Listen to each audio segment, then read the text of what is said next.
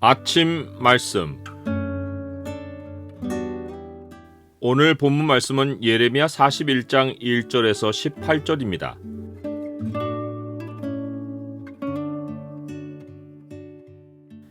지도자는 한 분이시니 곧 그리스도시니라. 오늘 본문을 죄의 창으로 보면 하나님을 잃은 무리의 형편이 어떠한지가 보입니다. 죄의 창을 보여주는 구절은 41장 18절입니다. 애굽으로 가려고 떠나 베들레헴 근처에 있는 게롯 김함에 머물렀으니 이는 느다냐의 아들 이스마엘이 바벨론의 왕이 그 땅을 위임한 아이감의 아들 그다랴를 죽였으므로 그들이 갈대아 사람을 두려워함이었더라. 본문은 목자 잃은 양들의 형편이 어떠한지를 생생하게 보여줍니다.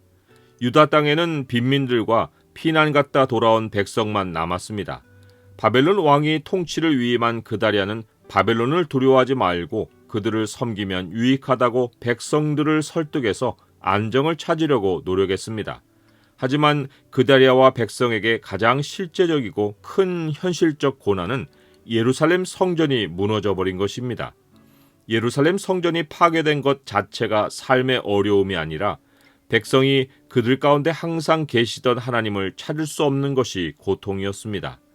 그다랴가 예레미야가 전한 말씀을 따라 친 바벨론 정책을 펼쳤지만 백성에게 더 필요했던 것은 정책이 아니라 하나님의 인도하심이었습니다. 실제로 하나님은 바벨론의 1차 침공 때 기득권층 백성과 함께 사로잡혀간 에스겔 선지자를 통해 이러한 말씀을 전하게 하셨습니다. 그런즉 너는 말하기를 주 여호와의 말씀에 내가 비록 그들을 멀리 이방인 가운데로 쫓아내어 여러 나라에 흩었으나 그들이 도달한 나라들에서 내가 잠깐 그들에게 성소가 되리라 하셨다 하라. 여호와 하나님이 바벨론에 항복하는 자는 살 것이라고 약속하신 것은 하나님이 그들과 함께 하실 것을 계획하셨기 때문입니다. 요셉도 노예로 팔려 인생이 최악의 나락으로 떨어졌지만 여호와께서 함께 하심으로 형통한 자가 되어 범사의 사람들에게 은혜를 얻어 살 수 있었습니다. 그다랴와 유다 백성은 목자 없는 잃어버린 양들이었습니다. 그들이 살 길은 하나님이 그들 가운데 두신 예레미야 선지자를 통해 하나님의 지시를 구하는 것이었습니다. 그러나 그다랴도 백성도 바벨론을 섬기려 하긴 했지만 범사를 하나님께 묻고 판단하려 하지 않았습니다. 이러할 때 나타난 야욕의 사람이 이스마엘입니다. 그는 왕족의 혈통으로서 암몬 세력을 등에 업고 나라를 차지하려 했습니다. 그는 그다랴에게 친근하게 접근해서 살해했고 주변의 유다 사람들과 바벨론 군사들까지 죽였습니다. 학살이 벌어질 때 오래전 멸망한 북쪽 땅에서 80명이 장막절을 지키려고 파괴된 성전을 향해 울며 나왔습니다. 그런데 그들은 몸에 상처를 내며 여호와의 성전으로 나아갔습니다. 이것은 바알 신앙이 몸에 배어있는 증거였습니다. 이들도 여호와 하나님을 잃어버린 백성의 전형적인 모습입니다. 하나님의 말씀은 온데간데 없고 하나님과 우상을 구별하지 못하고 종교성만 남아있는 것입니다. 이스마엘은 범죄를 감추려고 이들을 죽여 구덩이에 파묻었습니다.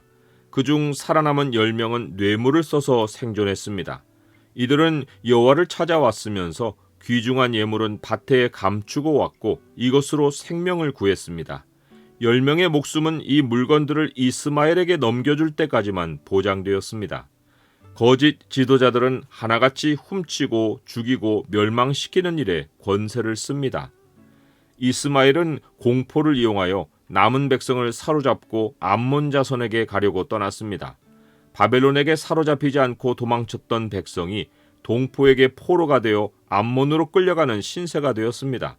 하나님의 인도하심을 뿌리치고 죽기를 무서워하여 이리저리 피해 다니면 한평생 죽음의 공포의 종로를 타다가 어느 곳에서도 평안을 맛보지 못하고 떠돌다가 죽는 것입니다. 일찍이 그다랴에게 이스마엘의 암살 계획을 비밀히 알려주었던 저항군 두목 요하나는 이스마엘이 저지른 일을 알고 그를 추격했습니다. 끌려가던 백성은 요하난을 보고 구세주를 만난 듯 그에게 돌아갔고 이스마엘은 백성을 버리고 암몬으로 도망했습니다. 그런데 요하난도 백성을 인도할 참 지도자가 아니었습니다. 그가 먼저 생각한 것은 하나님의 인도하심이 아니라 바벨론을 두려워하여 백성을 이끌고 애굽으로 가려 한 것이었습니다.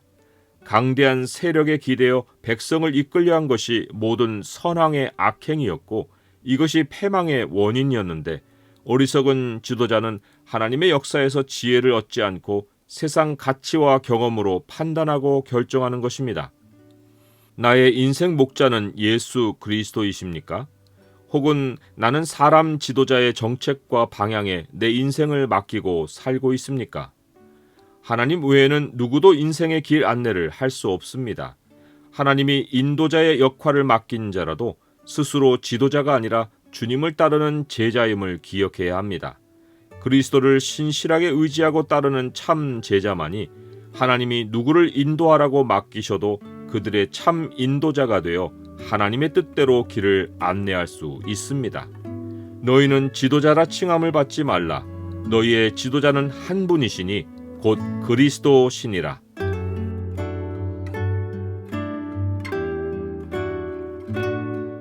주님, 세상에 스스로 지도자라고 칭하는 자들은 많지만 인생의 참 지도자는 주님 한 분이십니다.